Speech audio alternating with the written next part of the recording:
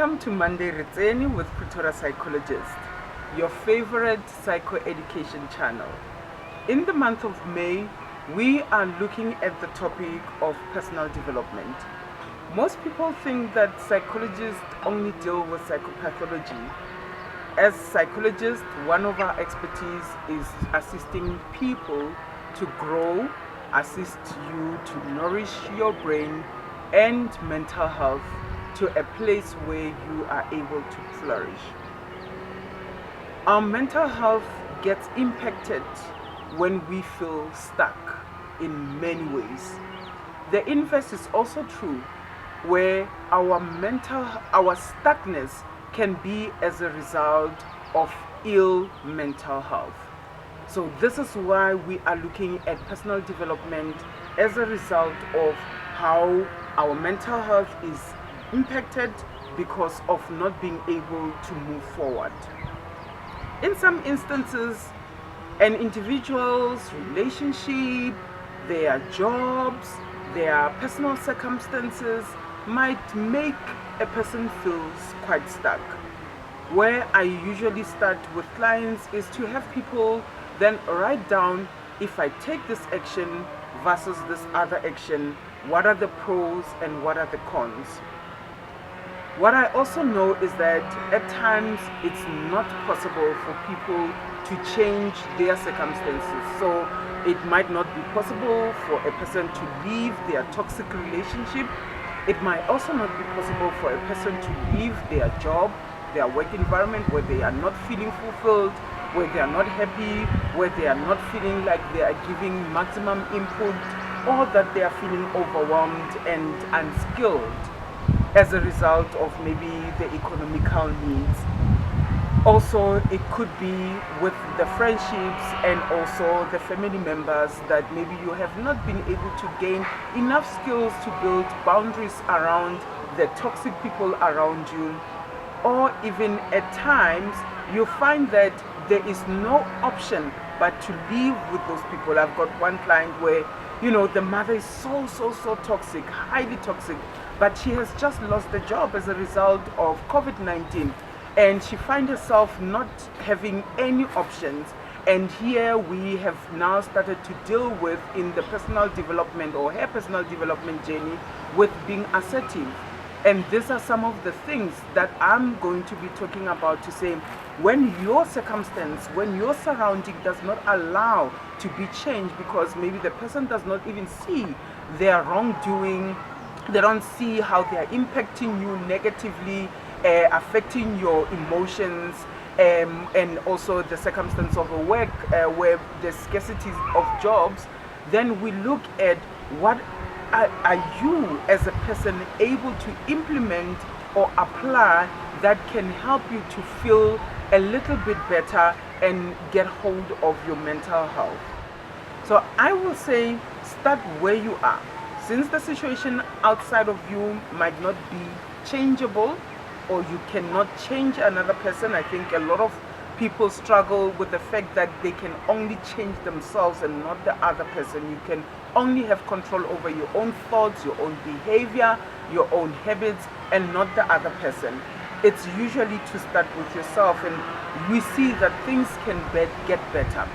I'm going to demonstrate this by using two case studies. The one is of a client who works in a government organization, highly toxic environment, and she has constantly complained about it. Some of the ways in which she has been able to deal with this, or the coping mechanism, was to just bury herself in studies and get qualification after qualification just so that she can ignore her work.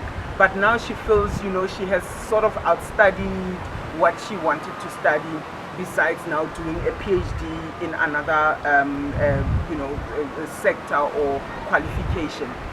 So here in the journey, I've looked at, so her whole thing is that, they sideline her, she feels quite sabotaged, she feels redundant in her work, or even rendered redundant, where they don't give her the work in terms of her own scope. She's a profession and she's got a lot of expertise and a lot to bring to the table.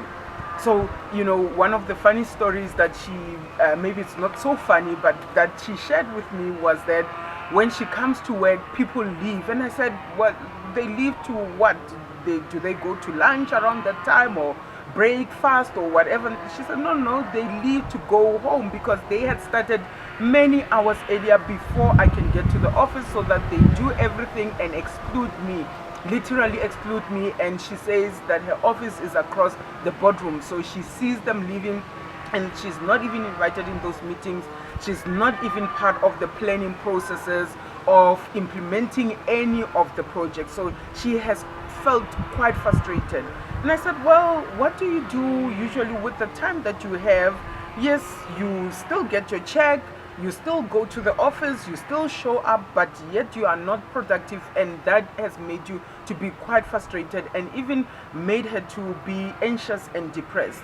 And we looked at how she can use the currency, the resource that she has of time, to build something else, to bring meaning to her, to develop another skill, another interest, and also another purpose. And where she even said, I've always wanted to be in property development and property investment space. So now she has started to dedicate the time that she uses in the resources. Yes, it feels like she's stealing the time, the taxpayers' money by doing all of this side hustle during her daytime job. But that is how her workspace is structured. Even though she can try to initiate anything, she will not be able to break through into the market and into what she wants to do. So she has started to research, she has started to, attend webinars online, and started to equip herself around what she has been wanting to do. And this is going quite well, where she's even buying her first property as we speak. And this has made her to be quite excited. She is even excited to go to work, to go to the office, not because of doing what she's qualified and hired to do, but to be able to have the time to do all the research that she needs to do, and using those resources, the internet, the laptop, the computer, the printers, anything that is around her office, to enable her to do this. So she could have been quite stuck in that and being depressed by the fact that she is unable to do anything productive, but yet she now looked at how she can develop herself into now using this time meaningfully. The other case study that I want to talk about is myself. I could have felt stuck as a result of having to take care of one of my parents, because she is going into dialysis, and I have dedicated one of the days to be the one to take him. So I could have easily been, felt stuck, and that my life is on hold as a result of having this day out of my calendar of being productive. But I became skillful in how I use my time, and I use this especially for the clients that are in the different time zones, where I will start my work day at 4 a.m. the consultations, or even 5 or 6 or 7 a.m. those consultations, because on the east side of South Africa then it's already daytime. And then I will also come back from that time of taking her to dialysis, which more or less takes the whole day, and come and also work. And I will also see clients who are on the other side of the west side of South Africa, so I will see them later at 6 or 7 p.m. And that made me to feel like my day is not wasted. So I became skillful in looking at how can I restructure this, how can I develop my online consultation skills, so that I feel like I am still productive in my day, and even seeing clients in between as well during that time when I'm waiting for my mother for the dialysis. In that, we can see how easily, when you feel stuck, your mental health can be impacted negatively, because you feel your time is wasted, you are not being productive, you are not moving. But by upskilling yourself or developing yourself emotionally, charging yourself, you are able to then still flourish, still accomplish what you need to do, still be purposeful and be productive. And as I mentioned, that sometimes also it can be as a result of mental illness where we are stuck and we are unable to go. And in that instance, especially where you feel it's so severe that you are depressed, you are immobilized, and you are debilitated by your mental health illness, you can seek the help of a professional to be able to unpack with you what you're going through, and also advise further on the deeper treatment and psychotherapy. With that, I hope this was meaningful. My other colleagues throughout the month of May, they will be looking at the topics of different aspects where we can develop ourselves, which also then means that as we become skilled, we become confident in ourselves, and we feel like we have something to offer out there in the world. With that, I will see you next time. Keep well.